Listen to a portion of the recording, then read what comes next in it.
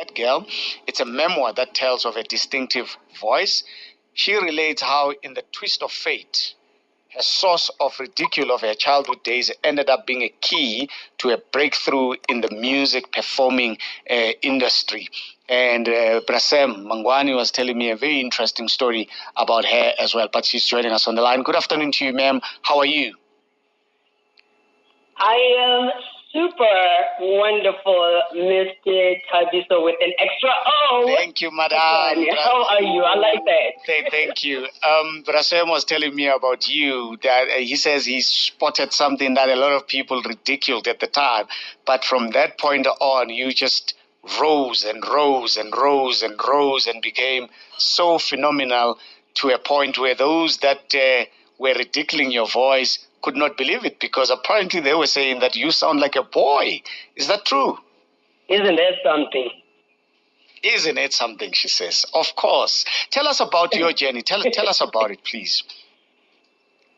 Well, as Papa told you a little bit about it, it was a not so exciting childhood, unfortunately. And with that, I have a twin brother, and his voice was squeaky and high, and mine was just this deep, husky voice. And so you stole from each other. Walking down the street with my twin. Yeah. And people trying, to have us speak, just to laugh, just to have a good laugh. It's funny how you had this coming from your peers, your age group, but it hurt even more when it was coming from, adults, because these are the people who are supposed to protect you, right? Yeah. These are the people who are supposed to stop those bullies, but yet they were the ones running with it.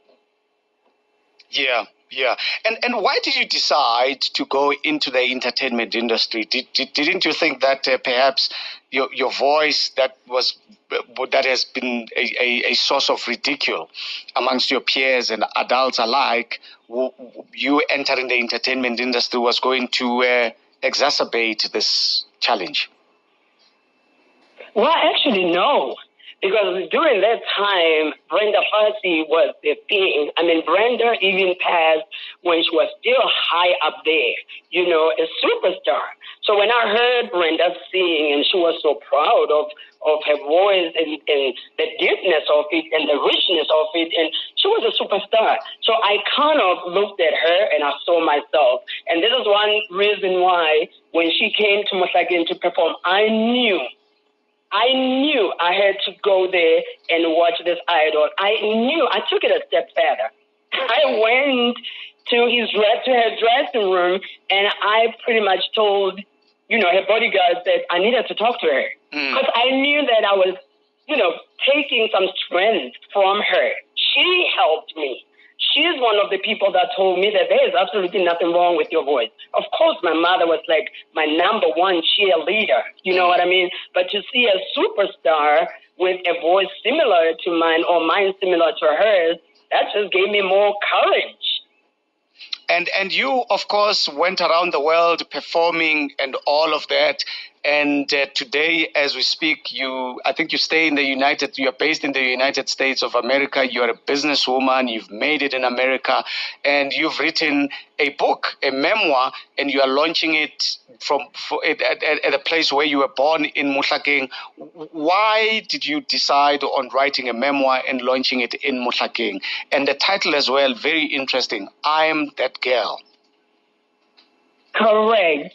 I am that girl that was once a source of ridicule, who today is the one who is pressing, who is pushing forward, who is looking for so many other girls who probably have been ridiculed, who probably are still being ridiculed and bullied, to say there's nothing wrong with who you are and the way you are. You can rise above what other people are doing or saying to you to try and put you down. Remember, when your shine is, lit and it covers all areas, even the little darkness cannot survive. So I am that girl who today, where I am, which didn't take just me. Remember, I had all these other people pushing me, right, who believed in me. Even though I was a source of ridicule, there were still those who believed in me. So I want to be that girl that brings all these other girls and these other boys to say, today might not be sweet, but your sweetness is coming tomorrow. Just hold on tight. And with the U.S., I decided to write this book. Honestly, the book just, it was birthed from another book. I was actually writing a real estate investment book because we have a couple of friends in the U.S. Who know our journey, and they've seen us and they've seen how we've grown, and they wanted me to write. I remember I went to Washington, D.C. at the radio station to talk about changing your financial mindset. Now, this woman is sitting here, Thabiso, saying to me, you got to write a book. You got to write a book. We need to learn about changing our financial mindset. So I'm sitting here starting to write a book about real estate investing. And the more I'm writing about it, I'm thinking about where I met my husband. And then as I'm thinking about that, I'm thinking, oh, wait, he came to see the show in Japan.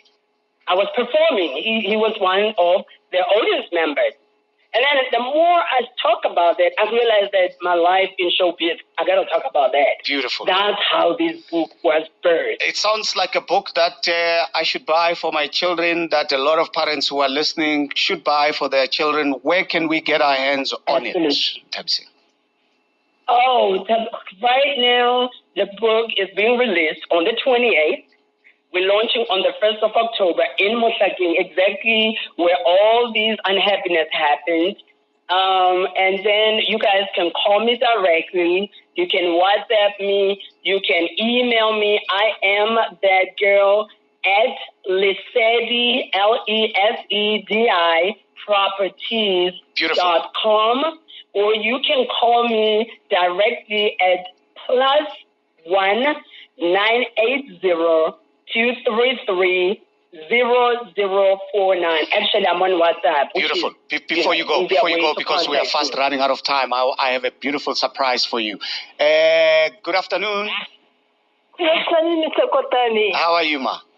I'm good, and you? You know, I'm listening to you every day. It's always a good perspective. Thank you, ma'am. I'm excited to hear that lady say. Hey. Tell me, say, Memo Mukhodi from Hello, ma. Hello, my baby. I told you. I told you. I told you I've got a beautiful surprise for you.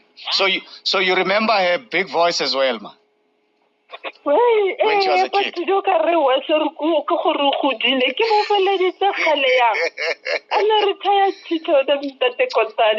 We will give Nthabiseng your number. She must come and visit you.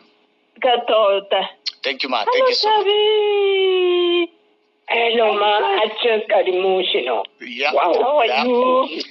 Thank you so much, ma. We'll give her your number. Nthabiseng, we are giving you her number so that you make time. You are around home, right? Is that okay?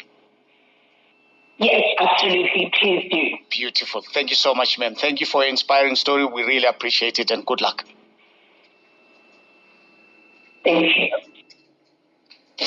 Power Drive with Thabiso Kotane, weekdays 3 to 6 p.m. on Power 98.7. Power Traffic.